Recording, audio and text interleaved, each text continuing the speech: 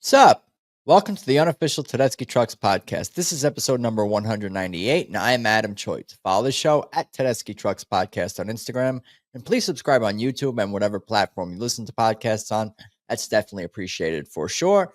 Patreon.com/TTB podcast to support. Thank you, Kathleen, Stacy, Troy, Daniel, Mariah, Bo, and Marion for supporting. Please consider supporting, because at the second two tiers especially, a portion of your contribution gets donated to Mr. Holland's Opus Music Foundation, a great cause supporting music education. So definitely check out patreon.com/TTB podcast to support. Also, definitely check out Weedside and Woodside if you're in New York for all your THC needs. That's Weedside and Woodside in the New York City area. If you're ever in the, if you are in the tri-state area, definitely check out that dispensary. Friends of the show. Today we have a special one. Emmanuel Echem is a trumpeter, composer, and arranger living and working in Nashville, Tennessee. A rare native to the area, Echem firmly established himself in the music community as a capable lead and section player, as well as an adept soloist. That's right from his website itself. He's worked with Boyz II Men, Patti LaBelle, Dolly Parton, Justin Timberlake, Joss Stone, Carrie Underwood, John Oates, and do you know who else? Tedeschi Trucks Band. Filling in for Ephraim Owens, both on tour and in the studio. I'm so excited to share this conversation. So let's get into it. Here's Emmanuel Echem. So it's good to see you today, Emmanuel Echem. How are you doing? I'm great. How are you doing? I'm all right. Thank you so much for joining me. I appreciate it. This means a lot. For sure. So cool that you got to play and tour with TTB. And I was looking at your credits. They're not the only impressive, super talented acts and artists that you've worked with. I was digging in for sure. Let's get into it. Why don't you tell me a little bit about your background and like kind of where you grew up and maybe how you got into music. I like to go back real early, like even what do you remember maybe even growing up as like 4 or 5 years old, 6 years old, yeah. Music that you heard around the house or otherwise. I'll let you get into your journey. Yeah, I mean, I grew up here in Nashville, Tennessee is where I live. I guess I started playing trumpet in middle school, but my parents weren't musicians. We just grew up listening to like Bob Marley and Michael Jackson and some Prince and all kinds of R&B and a little bit of country here and there. It's kind of all over the place. But music wasn't really like a big thing in the family for sure. So I just kind of got into it through school and then just kind of grew into what it is now, which is kind of crazy. It sounds like they were fans of music though, but maybe they were not musicians themselves. Is that the case? I guess, I mean, I wouldn't even necessarily say that. It was just kind of like very casual thing, like I never went to a concert until I was in college. It was just kind of like, we listened to music in the car on the way to church and, that was about it. It was more, I was house. gonna say, it's a more like background rather than being sought out. They didn't have a big vinyl collection or a collection of records or cassettes. My dad did have some records. I finally got into that maybe a couple years ago, actually. I didn't really know about all the stuff that he was into. Interesting. And you gravitated to trumpet at what age did you say? I started at 11. It's middle school. At 11. Yeah. I'm always interested in what makes a musician gravitate towards certain instruments. Is it a personality thing? Is it a certain drawn to the look of an instrument, the feel of an instrument, the sound? What is it? Is it just fell in your lap? Why trumpet? It kind of did, actually. I think in elementary school, like 4th, 5th grade, we learned music. We had music classes just in school, and so you're like learning the notes and like reading music, kind of like where the notes are on the staff, and then we learned how to play recorder. Like everybody played recorder, at least here in Tennessee. I don't know where else that happened, but I really took to it. I really enjoyed it, and I got really good at it. And I was thinking, when I get to middle school, I was going to join the band because in 5th grade, they had the 8th grade band come and play for us. And it was like mind blowing. Just like hearing people who at that time probably would have been playing their instruments for 3 years, 2, 3 years, and then just to kind of hear like, oh, this is like a band, and it was like concert band, like the best concert band at our local middle school. But for me, as like a 9 or 10 year old, it was just like, oh wow, I want to do that when I get to middle school, not knowing anything about middle school and everything that came with that. But once I got there, I ended up trying clarinet and oboe, and then I tried trumpet, and it wasn't even necessarily something that I was naturally taking to, but I just kind of liked the way it looked, I guess. And then just practiced a lot, and then got to be pretty decent by the time I got to high school. I can relate to some of your journey in terms of uh I played the recorder elementary school. I remember Uh-huh. that. Yeah, And yeah. also I did play trumpet too from like 3rd grade to like 8th grade. And Wow, I was third grade. first or something. Yeah, for elementary school we Amazing. started. But I didn't what's that? Oh, I didn't know people could start that early. That's cool. I think that's what was In yeah, and school anyway. it was probably in elementary school, but Uh-huh. I never really stuck with it. I just think it was a small light instrument, and it was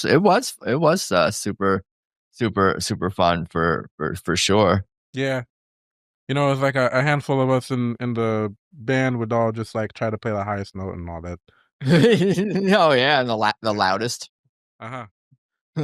What kind of music like were you into as far as like listening in middle school around the time where you listening when you were picking up trumpet? What were you into?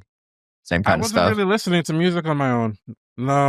I think I started listening to music on my own when I got like a little like a 30 megabyte or some kind of like cheap little MP3 player in like maybe freshman year of high school. And then I was like started like finding music on my own to like put on it and like listen to, and it was very heavily like reggae and hip hop. I didn't even get into jazz until basically college. So you're almost sounds like what you were playing was just whatever the school was school assignments were, concert band. Were you in jazz band in school and in other bands at that point in middle school, early high school? My middle school had a concert band, and so that was all I did. And then in high school, we did marching band, and I wasn't able to do. They had a jazz band, but I wasn't in it until my junior year. So mostly like playing in the marching band shows in the summer and fall, and then the winter and spring would be the concert band for high school at least. It almost sounds like your listening experience was almost like a separate musical experience from your playing experience, which was more like Totally. academic, and your other experience was more, recreational fun, the hip hop and reggae and things like that. You didn't Yeah, think of it as like stuff to get horn through the bus music. rides. Right, Yeah. right, right. I got you. When did you realize that you were, like you said, good? Pretty fairly quickly, it sounds like. And how did people react to that around you? That must have been a cool feeling, and see people gravitating toward what you're playing. I mean, I was pretty decent in just early on in middle school. Like I developed range pretty quickly, but I didn't really have like instruction. It was just kind of you show up to band class, everybody tries to learn some new notes and tries to play like some simple melodies in the band, and then you have your band concert, and then it's just kind of. But it wasn't like I wasn't taking lessons. I didn't have like real instruction on the trumpet, and so that just kind of figuring it out on your own, and maybe you had like a little method book that you could kind of mess around with to learn some scales and stuff like that. But I think maybe in high school is when I started realizing, oh, this is like something that I am good at because I have, the range and have a good ear. I developed a pretty good, sense of pitch early on. And then, hmm, I guess when I started jazz band, I tend to take like pretty naturally to improvising, even though I was pretty scared at first to do that. But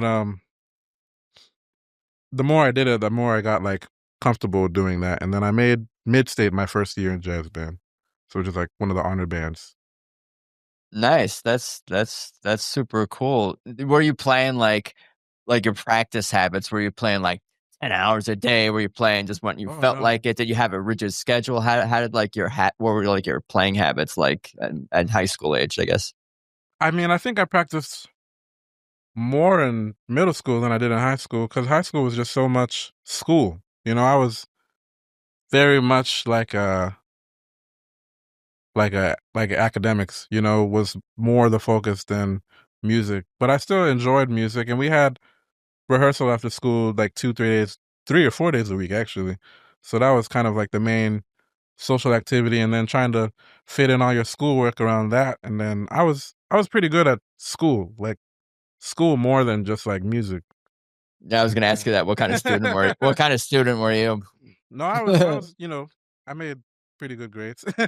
There you go. Yeah. What what about other interests? Were you into other or sports or other activities or other Well, I aspects guess things I going guess the on? way things were set up there, it's like if you were in band, that was kind of like your sport because you didn't really have time to do all the other things. Although it'd be like people ask me if I play football, and I'm like, no, I'm in marching band. But we had a good Right. marching band and a director that really took music and education very seriously. So it was good to be around that and just kind of get a good introduction to a lot of different topics and stuff. I guess you have to choose one or the other, marching band or play football or be good at one of it. I don't remember anyone like get changing out of their marching band clothes and putting on the uniform. But I Yeah, suppose no. it's possible. The quarterback wasn't also playing an instrument marching. I guess uh like play 2 quarters and then go do a halftime show and then go back and play more football. That'd be kind of crazy. right. That would be impressive. There's a handful of athletes, pro athletes out there who are pretty good musicians. This randomly came up the other day, but Bernie Williams, the Yankees ex-Yankees outfielder, he plays Oh, jazz okay. guitar. I did But not know yeah, that. I was looking up his stuff the other day. Wow. Yeah, there's that makes me really not jealous. But how dare you be good at two things So that I many love things. that well? Yeah. Especially when you think about how much work it takes just to be good at any one thing. Any one particular thing that people are really excellent at almost inherently requires a lot of cost in the terms of like other areas of life, like I don't know. I think about it as someone who plays chess for fun. And it's like seeing people who are really great at chess and how they grew up like from 8 or 9 years old, having a tutor and not even going to school because they were just playing full time and studying full time and going to tournaments and you know. Interesting. Wild stuff. What were you thinking of, in terms of maybe the future when you're junior, senior year of high school? Were you plans to go to college or start working, or where were we kind of headed? What was our mindset? Um hmm. My high school was kind of rough. I mean, to the point where like after my sophomore year, the county like superintendent came in and fired the entire administration, like the principal and like all four assistant principals, and then replaced them with like a new set of people who were kind of handpicked to kind of give them what they wanted as far as behavior and like the regimen of the like just how like the structure of the school and test scores and all that stuff. And so it really became a very not great environment. I think probably half the teachers either quit or were fired in those last 2 years of like This my was mostly time. between your junior and senior year, you're saying? Yeah, junior and senior year. So I mean, it was a little wild at first, and then it got like really completely the opposite. So it got to the point where our band directors were really like butting heads with the administration, but they hung in there at least while we were there. None of them are there now. I don't even know what's going on there anymore. But it got to the point where going to band was like my favorite part of the day. I mean, before it was like, I enjoyed most of my classes and most of my teachers, but later on I got really, I don't know. I don't think about that so much, but Yeah, that's unfortunate that you're sound like a pretty focused student, passionate about music, and all this other nonsense is just distractions that are not your fault for due sure. to human stupidity and all sorts of other flaws in art and people. But that's unfortunate. But that's cool and impressive that you were able to, it sounds like you just were able to maintain a good attitude and keep focus, even in amongst all these distractions and challenges around you. Yeah, definitely. I mean, I still, kept. pretty good grades and I was co-section leader my senior year of the trumpet section in the marching band. And then when I kind of got to like looking at what's after high school, it was, naturally going to college was kind of like expected, growing up with, I'm first generation Nigerian. So it's definitely had like high expectations as far as academics. And so that was always kind of the main thing when I was in middle school and high school and all that. And it came pretty naturally back then. I think I had to work way harder in college. Yeah. Immigrant parents can, it definitely shapes an experience is what it sounds like. Yeah, definitely. Were your, I mean, it sounds like your parents and maybe, I don't know, about perhaps a music teacher or other colleagues who were like sort of like positive influences around you or people that you were inspired by in your life at that time, family, friends, teachers, whomever. Yeah, I had some really good teachers. I had my band director was definitely like one of the guys that was really inspirational just as far as he also played music professionally as well as taught. So he was, would do recording sessions and he wrote a lot of fairly widely used percussion ensemble literature and material for like instructional material for percussion and drums. Um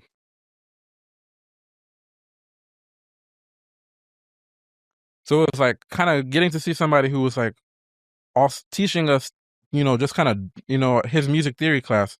His name was Edward Freitag. So it was but his music theory class was just kind of like a big year-long dump of just general music knowledge. And I actually, because of that class, I tested out of the first 3 years of, or 3 semesters of college theory. Interesting. I wonder if, I mean, I would assume that growing up in Nashville, that must have had an influence on like just your experience as someone who's in music, like just growing up there, and that's probably why music you maybe even had access or schools had so much access to music because it was so much part of the culture. What's tell me about like the Nashville It aspect is, of. it is a little bit. And definitely like, I grew up in the suburb a little bit outside the city, but close enough to kind of see like there were professional musicians that worked at the church that I grew up going to. And actually maybe my freshman or sophomore year I got to play a gig with my old youth pastor, which was pretty fun. But Yeah, it's coming full circle in a way. yeah, yeah, definitely. Cause he was in a band. He was a sax player in a band called Salvador, and I didn't realize that like that was kind of a big deal until later. Well, let's continue on the journey and where do we go after high school and continue and I'll let I mean we probably can't even get into all your highlights, but I definitely want to hear about some of the highlights leading up to TTB and all that. But what happens next Oh for yeah, for you? sure. Shoot. I went to Belmont for music, and I was like, I applied to MTSU, UT, in Knoxville, and I got into Duke for mechanical engineering, but Belmont was like gave me a tuition academic scholarship, so that kind of made the most sense, just financially, as far as like, oh, this is a thing that I should do, but who's gonna pay for it? Yeah, I was just looking up Belmont because I've heard of them because once in a while they're a 13 seed, a 14 seed in the NCAA They'll tournament. always I'm like, make the first round, and we played right. Arizona my freshman year. We went out to Salt Lake City. That was my first time out there. Yeah, I'm like, so I'm like, oh, now I know that Yeah. that's in Nashville. Yeah, there's a is Nashville? It's kind of like is it a college town as well? Just obviously the music, but the, I think it's heavily a music industry town, but there's Belmont here, there's Vanderbilt here, which is pretty huge. Um, yeah, there's a few around there for TSU, sure. Trevecca, Lipscomb. there's definitely has that element of like college town vibe, but I think there's definitely a lot more going on in that. And I think it's starting to really take off now in like the healthcare space. I guess mostly because of like the research that's been going on at Vanderbilt and all that. Yeah, there's definitely people that are moving to Tennessee in that area for different opportunities, business opportunities, tax incentives, Absolutely. or Yeah. what may have you. But yeah, tell me about more about wherever we were left off with your education, and then continuing on. Yeah, so I mean, going to college was, my first time really living in the city proper. And so I was, moving out of my parents' house, moving to the dorms and having a whole kind of different life experience. But and also my first time taking trumpet lessons, first time like, playing with other people who were like serious about music, at least, for where we were. And what was that like? Did that give you perspective? Were you better than these other people, or you did you had see you had a ways to go, or is it were you on par with everybody? Like, what kind of was that like? All There was like, definitely some areas where I stood out, at least like in the people that I came in with. But I feel like being around people who had so much more experience, like the upperclassmen and grad students, was definitely okay. This is a lot to learn, a lot of things that I can learn from people, and then also just people in my classes that were doing way other things that I, was completely unfamiliar with, and just kind of learning about different styles of music and playing with different people and all the different ensembles that we had at the school. So it just kind of became a place where I learned to be more versatile as a musician, I think. that sounds great, and that must have been exciting for you to just dive in and expand your playing and learn and be amongst people who make you better. Hmm. And then what? And so did you have graduate? What were some notable college experiences, Mm. or where do we go on the journey Um, from there? I guess a couple of the bigger things that I did that were like very formative. Like after my freshman year, one of our professors here at Belmont, Alex Graham, saxophone professor, he is the music director at the Grand Hotel on Mackinac Island, Michigan. And so he's had a program there running for the last several years now where he'll take a group of students up to work at the hotel and basically be in the house band as performers. And so basically it was like a mix of taking lessons during the day from him and some of the other musicians that were like the professional musicians that worked there, and then also performing every night basically for like a whole summer. And so that was me learning lots of cover tunes, lots of like standard cover tunes, like repertoire that you play in wedding bands or corporate bands or, you know, all all kinds of like event groups. And then also playing like jazz sets every night. So I was learning lots of new standards and tunes and getting to improvise and play in like in a quartet setting, like in a big dinner hall, basically. It's like, it's like a five-star hotel. So you're just, you show up wearing suits every night and playing like just chill background music while people eat. And so that was like having that experience after my freshman year. And then I also was in the Disneyland All American College Band after my junior year. So that was like an audition group that basically a marching style band that performed in Disneyland in Anaheim. And that was like another summer job kind of thing.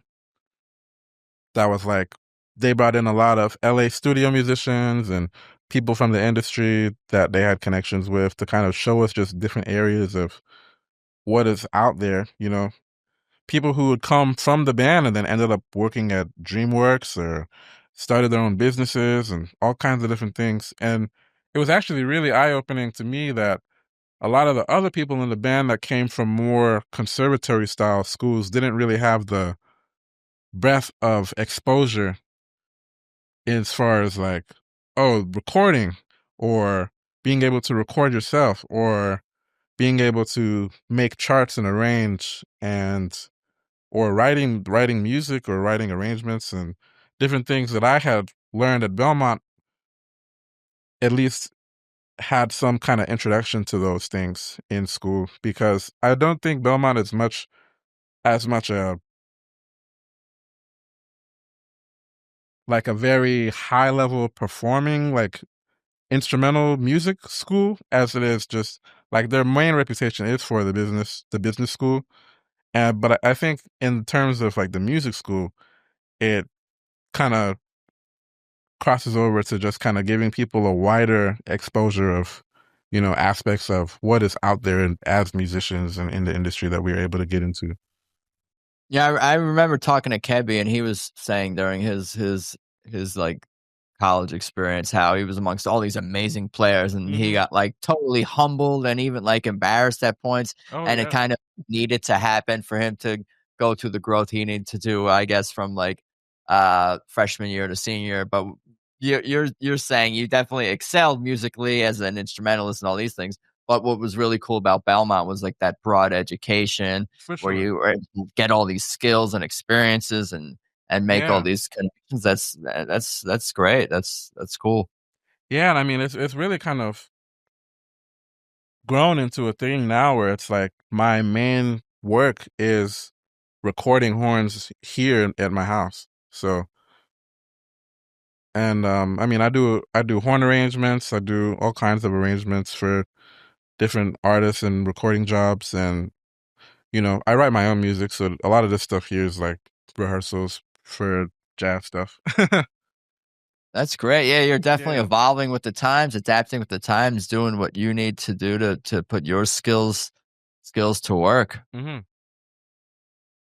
Tell me more about like the professional journey because I see I'm looking at all the genres you've played on and television appearances and playing with Boyz II Men and Patti LaBelle. I'm gonna drop names here: Dolly Parton, Justin Timberlake, and Oh yeah, I and mean, so many of these things have just Oates. come up from Nashville's, I mean, excellent recording scene, like I mean any of those. I'm on Dolly Parton's rock album. I played on 3 songs on that record.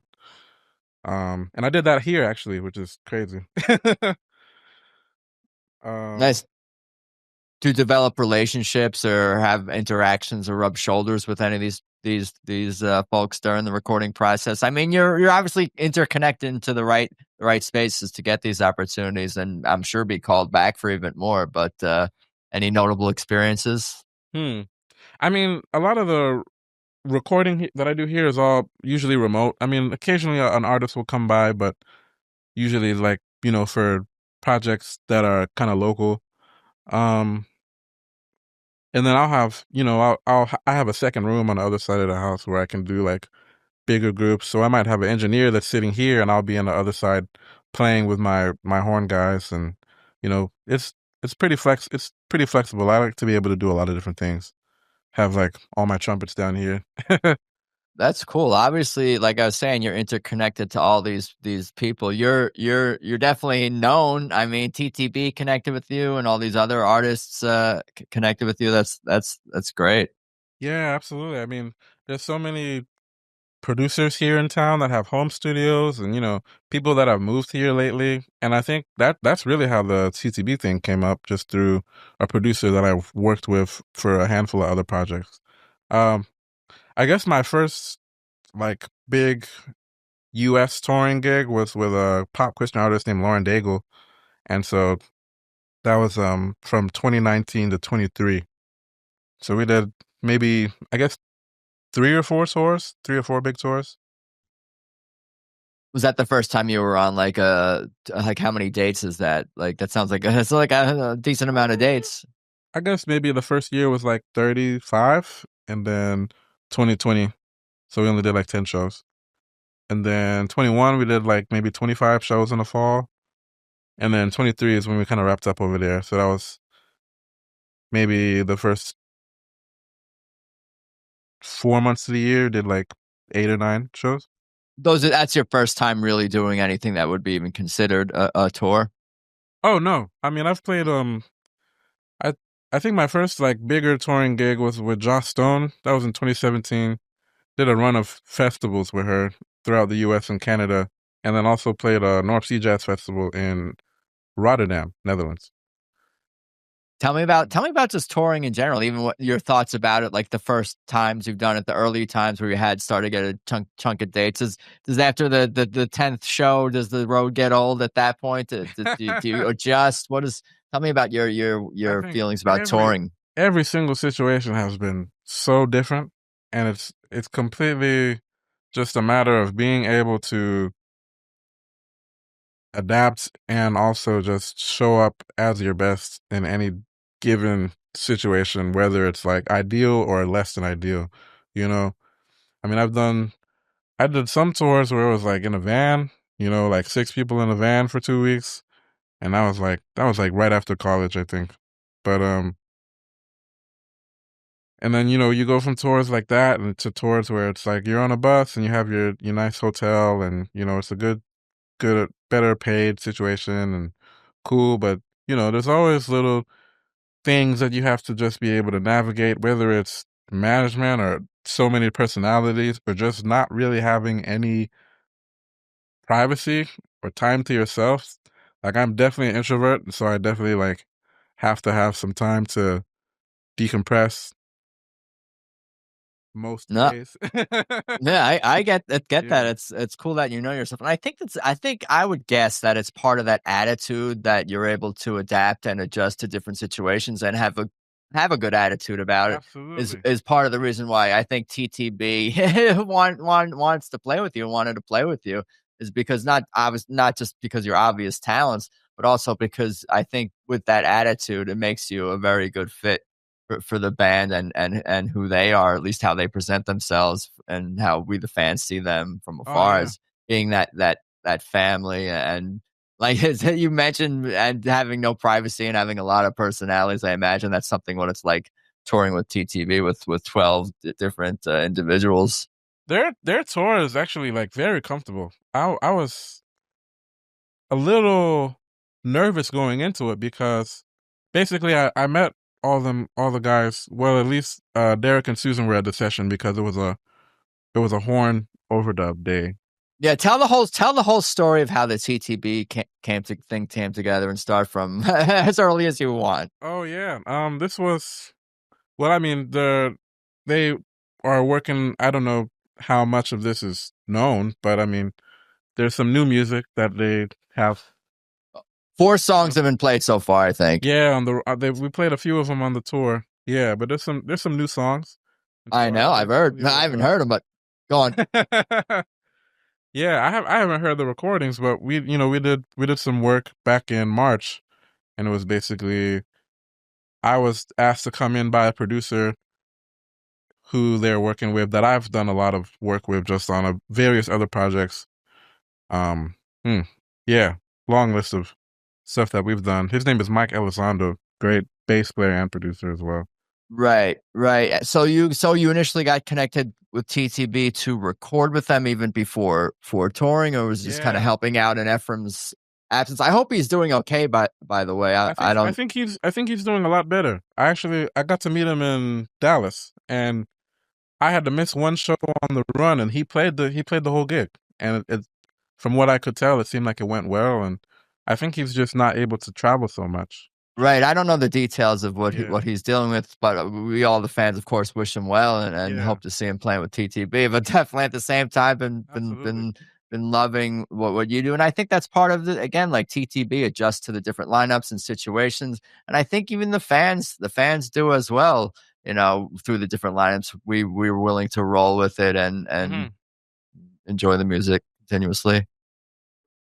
No, yeah, I mean, I didn't know much about the band going into the session or the tour, and so it was definitely a lot of on the fly learning music, learning parts, learning just kind of the vibe, and doing such. And I mean, that was a 4 week run, including rehearsal, and that was my first time doing anything that long in probably 5 or 6 years. Cause and it's at least in like what they call like Nashville style touring. It's generally weekends, and so that was what I've been doing both with Eric Church for the last 3 years, and with Lauren Daigle for 3 years before that.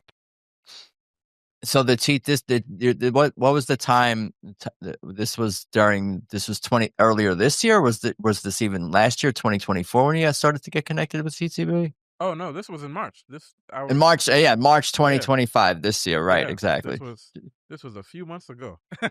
Right. But yeah. Just making sure. Oh yeah. No, it Get my was bearings. yeah. basically Mike asked me to come in for a session, and it was like, oh, I was vaguely aware of the band just because I've been friends with Brandon for a long time because I was in the Disney band with his brother Robert, who's a great drummer. He plays for the Count Basie Orchestra, and so that was, I've known both of them guys for going on 10 years now. That was my But next question. Did you have any previous connection to any members of the band? Because that probably didn't hurt either, but I mean, it was also like but not really something where it was like I'd never been to a show. I never really like checked out their right. records, so like know much of like who they were and what they were about, other than Why not? They're the best band. these are just friends, friends of mine that are I all got you. doing great things in all areas of the music industry, and I'm just kind of making my own way as well. Sure, you're busy with your own So, thing. I get it. and then yeah, the session was cool. It was just like 2 days of me, Kebby, and Elizabeth coming up with parts, and also with Mike as well producing. And so we're just kind of working out these songs, and then it's all new music. And then a couple days after the session, I get a call from Derek, and it's basically like asking me, what my year is like, and trying to see if I'd like to come in out and do some shows. Just kind of filling in for Ephraim. Is that Derek? So Derek call is that standard in the music industry? Would you say where the band leader or one of the musicians themselves calls you versus a representative of some kind? I I'd say for the tours that I've done, I was either brought on by a musician, rarely the artist, almost never the artist himself. So that was kind of new. Like, That he personally called you to just talk yeah, about the job. yeah. And then he was That like, doesn't surprise me. That's just the type of person like that. It seems like this band and Derek and Susan are. I remember Gabe was talking about how he was helping him with the luggage and when he's oh getting wow. off the plane and all this kind of stuff. Like I imagine they're pretty good people to be around. No, yeah, they hang. It's a it's a deep hang for sure. It's a good time. They're all super nice. Yeah, Derek was at both days of the session, and then Susan came in the second day, and we didn't talk too much, but we're kind of on other sides of the window, in the studio. But we got to say hi, and she seemed like really warm and nice. I think Just Derek can also. I was gonna say I think Derek can also relate to like talking about like being on a small bus with a lot of people traveling mhm, versus he's someone who's been through that whole like musical road journey life, for sure. Road life, absolutely. exactly. Yeah. Yeah.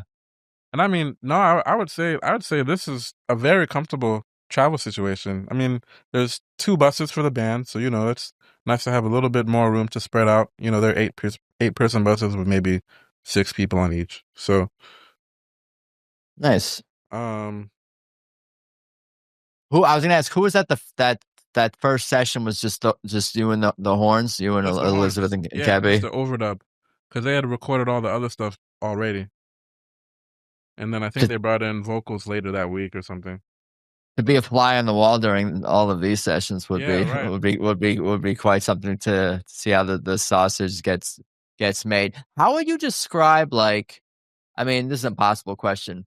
Like Kebby's style, Elizabeth's style, and your style, like, because I feel like there's always like you guys bring these different all the horns bring these different personalities and I find it challenging to articulate it. Sometimes I think of maybe it's because the trombone is like sometimes bluesier whereas Kebby brings a more like spaced out style Hmm. to music whereas Ephraim has been something in between and you have your own style too. So how do you I mean how do you describe would you how do you describe all the styles kind of coming together? Oh, I mean, those are you pretty much hit it. Those are about that's pretty accurate, I would say. They're wildly different, but it's also like finding the little kind of spaces where we overlap and kind of like and then also are able to like do our very own different individual things, which there's so much room for both of those things. Like I'm used to playing in horn sections in the studio where it's like your concept is pretty uniform. You have an idea in mind that's basically been established by 50 plus years of recorded music. And it's just you're trying to match the sound and the style, and people here even go as far as using the same equipment in the studios here. Um, which I mean, there's people who do like sessions 4 or 5 days a week, and they're doing orchestral, video game, film score sessions, and that's not really where I'm at. I'm mostly doing more of the pop commercial type stuff. But I mean, playing like the our concept of horn section playing is something that most people have like studied, you know, whether it's in the studio or in school or, you know, and then there's like a way that it applies live. And I have a group of guys that I play with pretty regularly, and we just kind of have developed a sound and a way of communicating and over the last 6 years now on various tours and sessions, because it's the same two guys that I was playing with, Lauren, as well as Eric Church. So, but then Yeah, going that, into, I guess, like TTB was like, oh, this is completely different. And in a way that I was just like, it took me a minute to kind of just wrap my head around, and, like just in terms of sound and arrangement, and then also just like where the horns are sitting in a band that size was like something I had to kind of learn a little bit. it's there for a 12 piece band. I feel like when I'm listening, it's still often very, and usually almost all the time, actually very tight. It is very tight, but there's also such room for improv Oh yeah. and individuality. Is that kind of what you're kind of inferring or referring to, as like that individual, style, that there's room for that if you can Oh find, yeah. find a place for it. Hmm. And I mean, there's definitely like so much room to like stretch out, and everybody kind of gets some space. But I know like from where I'm at as a trumpet player, like generally being the lead voice in a section, I'm trying to find the unifying elements to like what it is we're playing. Because when I'm learning a song and it's like this is a part and it's voiced like this, and then you want it to sound a certain way against either the background vocals or the lead voice or whatever else is going on in the keyboards. And so I'm very like particular about just like making sure I'm finding the right parts and the space, and then just executing that in a way that translates. Yeah. I think the other 11 people have the exact same attitude about it, and about music and the approach to the band. And that's why I have the great sound that they do, is because Hmm. of, I think, the talent of musicians, but also that attitude and talent for knowing when to sit back, knowing when to come Yeah. in, knowing when when it's time to shine, when it's time to let Yeah, others definitely. go. And I mean, I think there's so much I don't know what the word is. Just like the intention of where the parts lay. And it was really fun, like after a while, getting to like, oh, okay, I can learn these songs pretty quickly. Cause I mean I was learning new music every day of the run, for sure. And I was definitely something I've never done before either. What were some of the first songs that you started working on?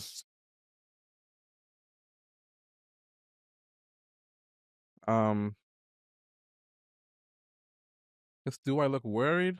Maybe came That up makes pretty that early. makes sense. That makes sense. That's that they play it almost every other night at least. Playing with My Emotions was one that I kind of picked up, because I mean, the tour came up so last minute, because it was basically end of March was the session, and then started talking about maybe going out the first week or two of April, and then trying to get all the stuff really like locked in and confirmed didn't happen until like 2 weeks before the tour, and then I didn't really get music ahead of time. I wasn't, because it was like, oh, I was talking to the business manager, and she's like, oh, they play like 150 songs, and it's like a lot of covers of this and this, and I'm like, okay, cool. I'm used to a situation where I'm like, okay, this is what you're going to do. This is, you know, or we're going to have 2 weeks of rehearsal to figure this all out. Like I'd say that's about normal for a lot of the touring gigs I've done. Or, I mean, when I was with Joss, I was reading music. So it was at least the first time. And then the second time around, we had some rehearsal. So I was able to get off book by like fourth show. But for this, it was like I got a YouTube playlist of 100 songs about 5-6 days before rehearsal. And it was like, I don't even know which ones have horns. I don't know what is what. And, they're all kind of like either live recordings or like studio recordings. So the horns aren't really turned up. So it's just a little bit of, I was listening to the records just kind of during that whole talking phase of, early April, just trying to familiarize myself with some of the music. And, there was some stuff that I could latch onto. But for the most part, I had a feeling it was just going to be like, it's going to be what it is. And we'll figure it out when we get there. And that's basically what happened. We had 3 days of rehearsal in Florida. And it was basically me and Kebby and Elizabeth. And we went upstairs and put on some of the live recording. And especially like some of the live recordings are different from the records. So, I was going to to really say go that. off of that to learn the parts and then learn Yeah, the which form. version? Right. Which version? Yeah, which I'm like, version of Bound which for live Glory are we recording, playing? Yeah, Yeah. which live recording? Exactly.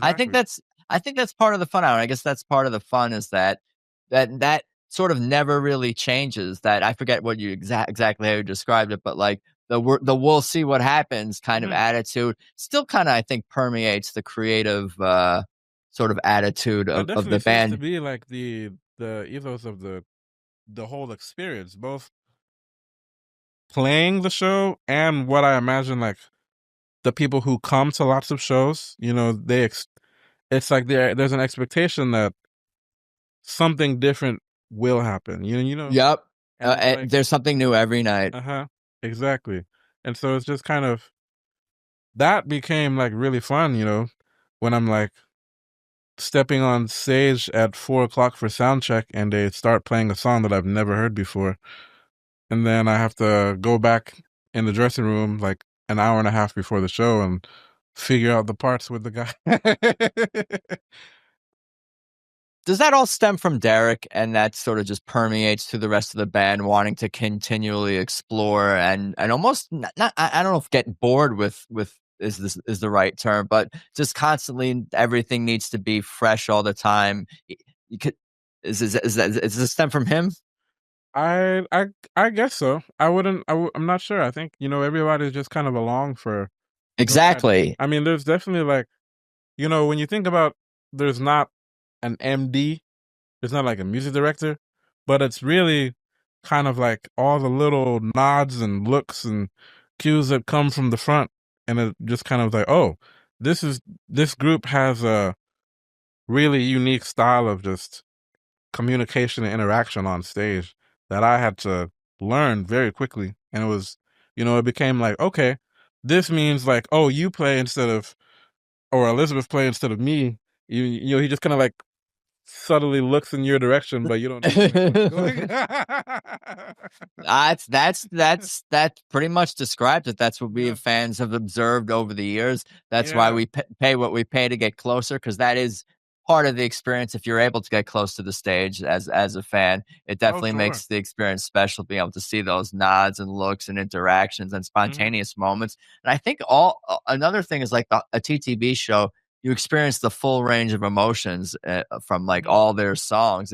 You're Oh, going to yeah. cry at least once or twice or 3 times or more every Oh, night. You're yeah. going to be dancing throughout the night. You're going to be reflective. You're going to be sharing your emotions with the people around you. You get like a full experience that's cathartic, and you're almost exhausted at the end of it in a lot of ways. Oh, yeah. I mean, there's definitely like some songs that I really like connected with just like throughout Which playing. ones? I mean, Shame is a great one. Soul Sweet Song. Um,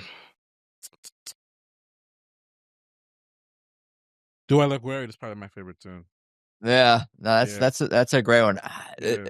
I remember, I forget you described it like it has that the Beatles. It's so heavy, kind of at the end. It just Mm-hmm. ends stops on a dime, kind of thing. Is Hmm. super cool. The Derek solo. It's a quintessential TTB song. Is how I just Ah. describe it. Often in the two slot in the set, I guess seems Hmm. to be a popular place for it.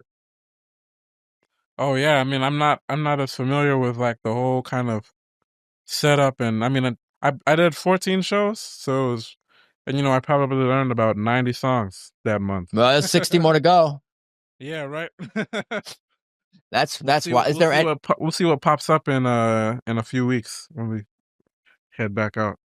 Oh yeah, that's right. Tulsa and then Red Rocks. I won't be at those. I'll be in LA for sure and probably Phoenix too. But Okay. Nice. yeah, that must be. Have you been played out at Red Rocks before? I have. I've played Red Rocks 3 times, and I'll actually be there in about a week and a half. I'll be there a week from tomorrow with Eric Church. Yeah. Oh, nice. Hmm. That, so you've been around to all these cool venues Yeah, for we did sure. the Gorge. We did the Gorge back in 23. That's one of my favorite shows ever.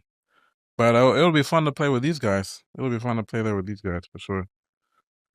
If Brandon's your best friend in the band, who's your second best friend in the band? Or somebody past Brandon? I guess I spent some got some good hang time with him with Kebby, and we had met a long time ago, but never really got to hang. So it was cool to get some time in. Yeah. He's a Just unique. Go on. absolutely. Yeah. No, go And on. just listening to him play too. Just like the it at first it really like threw me, and then the more I like start to like dig in, just like listening to how he approaches harmony, and it's just like, oh, this is just completely different from what I would do, but it makes sense in its own way too. So it was really cool. Yeah, he's awesome, and I see from afar all the amazing like work he does in the community, often for Oh yeah. no attention at all. Like Uh-huh. just going the TTBs in a particular city. Oh, where's the school? Where are some kids? Where can I play? And like Hmm. this dude will play literally anywhere. He'll play on the back of a truck in the street. Like he has such a awesome attitude about music and a love for it that must be just infectious to be around. For sure. Yeah, and Alicia's a good friend as well. Yeah, I appreciate super her fun. mindset and just vibe about various ideas. What's the most challenging song for you to learn, or is it just that there's so many and you can't get as familiar with them? It's not a particular part where you're like stumped. It's more like, oh, I just have to learn all these songs. Is that what it is? That's pretty much how it ended up going. Cause I mean, yeah, this was like, I mean, I took it because it was kind of like, oh, this will be something completely new.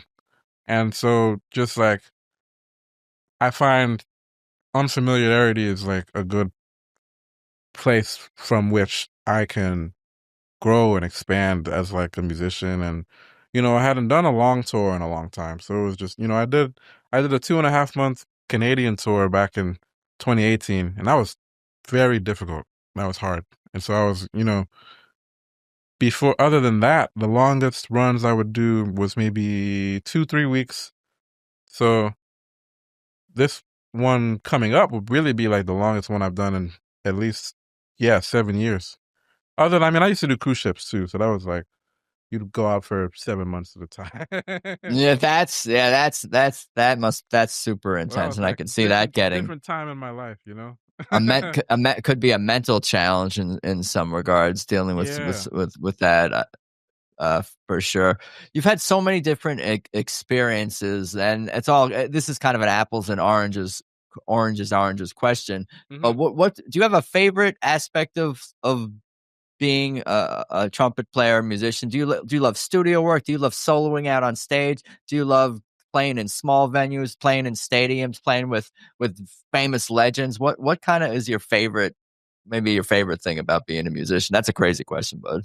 Oh no, not at all. I mean, I definitely feel like I have the most fun in the studio. I mean, there's a different there's a different thing about playing in a big room full of people and just like jamming on the stage, and that's cool. That's actually super fun too, and it's like a different type of. It's because of the energy, you know. There's like an energy of being in the room with people, but then there's also like a mental stimulation and or at least like an engagement that I feel when I'm here and just like I'm creating parts in the studio or like in other people's studios recording musicians with like working on other people's projects and just kind of helping other people fulfill their visions. And then I mean playing my own music as well, which I do every once in a while here. It almost sounds like it's almost, I sometimes think in sports metaphors, but it's like that you have to love the process, and it's Yeah. almost like the studio and the jamming and the creative part and the writing, that doing takes and connecting with people and having those conversations in an intimate setting. That's sort of the practice. That's Yeah. the week, and Sunday game day. That's just that's the show where you're kind of Hmm. not thinking as much, and all your skills and experiences and what you've been working towards and on kind of just comes out. There's something to that.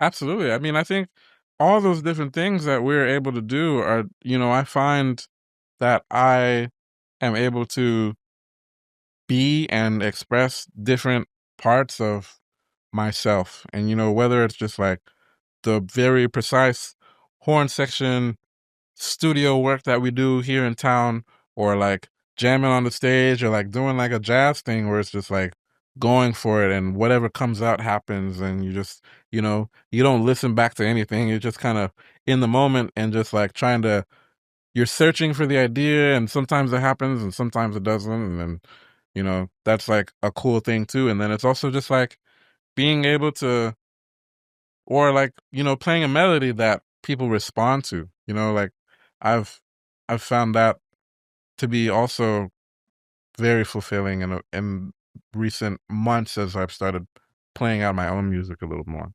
That's what people tend to remember the most, I think, Uh-huh. from music is melody. Sure. I watched this documentary recently about like legal cases and stealing music and people suing each other, and like Oh the wow. sort of background behind like what's that whole world. And it was interesting because like there were some people were making the argument that like melody is the thing that almost kind of defines the song more than anything, because you can have you could do everyone C, A minor, F, G. A million people are gonna have that thing, but it's the melody that that kind of makes it the unique piece unto itself. It's a strong Absolutely. argument, Yeah, I mean that's the memorable part of the experience. Although I'm a huge nerd for harmony. And right? I tend to write from either a bass line or from a chord progression, and then I find the melody after I have kind of a form, at least for my own music, which I do have a little bit of recorded now. No, that makes sense, and I think as a horn, do you play guitar or piano as well at all? I mean, not really. I mess around with a little bit of piano to write, but I wouldn't call myself a player. Right, so that makes sense that you would Yeah. write, I guess, from that point of view, from that perspective as a Uh-huh. horn player, and that fit right into TTB. Such so much. That's one of my favorite things about this band is the harmonies from the horns and the harmonies from the vocalists. Oh And I yeah. talk a lot about how much Alicia's voice has contributed to not Yeah, to because the to she the was kind of added on later on, right? Yeah. right in 2015 Yeah. or 16, and it That's right. gave the harmony vocals such a more full sound, having a female voice in there. Hmm. It felt more like representative of humanity is how I kind of like Nice. think of it. I It's like that. it more of also the more complete sound, but even it reminds me of kind of the Mad Dogs and Englishmen. Because I'm sure you've got to play some of the Mad Dogs and Englishmen songs. The Joe Cocker and the Oh, I think we played the Lillian letter. Russ. The letter. I was just gonna say, yeah, Uh-huh. That's a the great the that's the, great the too. letter. So Yeah. hearing that those harmony vocals with male vocals and female vocals. Like it's just more Oh full. yeah, It's that more that breakdown in powerful. there is it's really fun. That breakdown in there. Yeah. I've been listening to Eh, their parts too, because I'm like, I just harmony is really like where I like have the most fun because I mean harmony is where I derive melody from. To me, at least, like learning jazz and learning how to improvise growing up, it was like you have chords and there's like scales that go with chords and there's like structure to what you can do over different sounds, and then like harmony lets you go different places, and then you can just kind of like then you get into like superimposition, which is just kind of like taking a harmony and then trying other harmonic ideas against that kind of like are related or sometimes more distant from them, but it all kind of like, to me, harmony informs melody. And then I I mean, go on. you think? No, I was gonna say you're coming from a very technical, and I do understand that what Uh-huh. especially what you're saying at that last part about harmony and forming melody. But for as like a listener from like an emotional like outlook or look at music, I feel like the harmony often like puts a song like over the top in the sense that Hmm. like makes it just a more emotionally soulful feeling and connection to the song. I Hmm. think about like what the horns contribute, what they do in TTB on like a uh, uh, on their songs, and what the vocalists contribute as well, and even going back to like old soul '60s songs, the Otis Reddings and the Wilson Pickett's Yeah. and all those music, like the way the horns were used in those songs, it's almost it makes a song more emotional hearing those like those oohs and ahs and those horns over the top of like a Sam Cooke recording. Yeah. Absolutely. Why is that? It's just like it's just the frequency. It's the what sound is. It's what it is to be human. I can't explain it, but Hmm. That is, I mean, yeah, it's like I feel like, with a melody, it's like what is so personal, you know, because everybody has their own thing to say. right, right. I follow. What else should we talk about in terms of TTB? Any other notable experiences? Any weird habits the band members have behind the scenes, or weird anecdotes? Favorite foods one of them must eat every day. Oh, Elizabeth is always the one that's finding the restaurants, which I was like, I'm a foodie. I'm a big foodie. So I'm always, but Oh, that's she's cool. also vegan too. So I'm also like, I'm down to just like try cool stuff. Cause I just like creative food that is like good and feels good. Yeah, no, So I appreciate that. I'm not a vegan, but I do like vegan. Absolutely. I just like eating anything that's good. That's good. Essentially, Yeah. I like nothing food. bitter or too sour or too spicy, but that sweet, salty, savory. Oh, for sure. Anything that's we figured out as a species what the best foods are. Yeah. Yeah. Interesting. I've taken up an hour of your time, and I appreciate it. And it means a lot. Anything else we should talk about? You want to cover or highlights or anything I forgot to ask about? Oh, I mean, did you have anything you wanted to ask about? I'm not particularly rushed, so You're like, I'm good. I'm an yeah. introvert. He's like, I'm an introvert. I told you that already 45 minutes ago. You have to, you better lead this. I just want to thank you again for the time. It means a lot. It was super cool to connect, and Oh it's yeah, an appreciate that. honor. And as I'm asking you all these, especially TTB questions, I'm thinking to myself, this is so cool. I'm getting all this like, what are your favorite songs and all this? What are you working on? It's super fun to me. Why don't you tell me where people can find you, follow you, anything you're working on, want to plug, upcoming dates, whatever. I'll give you the floor to do all those things. Oh yeah, so I'll be filling in the rest of the year. I'm missing a handful of shows. Once Eric Church's tour gets started, I'm kind of back and forth. But I'll be on pretty much the rest of the year. I do play around here in Nashville when I'm home. I have a little bit of music on Bandcamp. My Instagram is just my name. That's like my main social media at this point. Um, yeah. Cool. So you'll be at TTB for Tulsa, Red Rocks, and did you say all the rest of the year, or you're not sure? Or is it? I'm in and out the rest of the year, and then we'll see. You know. Okay, cool. So Yeah. you'll be out there. You know, Yeah. that's good with the band. Yeah. Sweet. No, yeah. I'm definitely looking forward to it. It's a very fun group of people. Great music. Been a great time playing with the guys. Yeah. Awesome. Learning Love more love to hear. songs. Trying to What's remember the up? old ones. Yeah, they keep you busy and Yeah. on your toes, and us too as No, fans, and it's me. like such a whirlwind, you know. Like I honestly couldn't tell you the names of probably half the songs I played, but but I'm like, if I hear it, I can remember it, and then but we'll see.